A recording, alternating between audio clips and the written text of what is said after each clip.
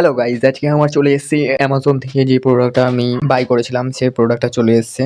তোমাদের সামনে আজকে আনবক্সিং করে দেখাচ্ছি। দেখো, এটা ফাটাতে কিন্তু হেভি মজা লাগে। আর এটা হচ্ছে সেই 360 মোবাইল স্ট্যান্ড, যেটা বাইকে আমরা লাগাতে পারবো। বাইকে লাগিয়ে ভিডিও করার জন্য বেশি ইউজ করা হয়। মাউন্ট টাইপের, এটা মাউন্টও বলতে পারো, স্ট্যান্ডও বলতে পারো। প্লাস্টিকটা খুব ভালো দিয়েছে, কিন্তু এটা ভাঙা এসছে।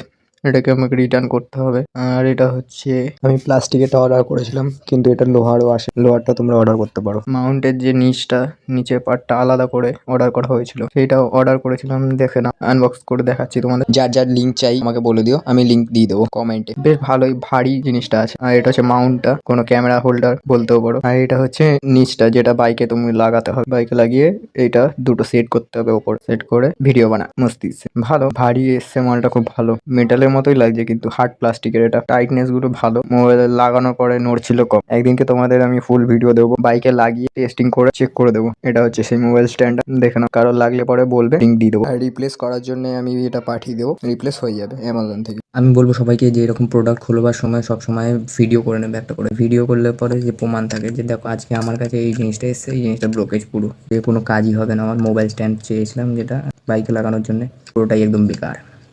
তো রিটার্ন করতে হবে, কিছু করার নেই। আর সবাইকে বলবো যে এরকমই ভিডিও বানিয়ে রাখবে, কেননা প্রমাণ থাকবে, আর কিছুই না।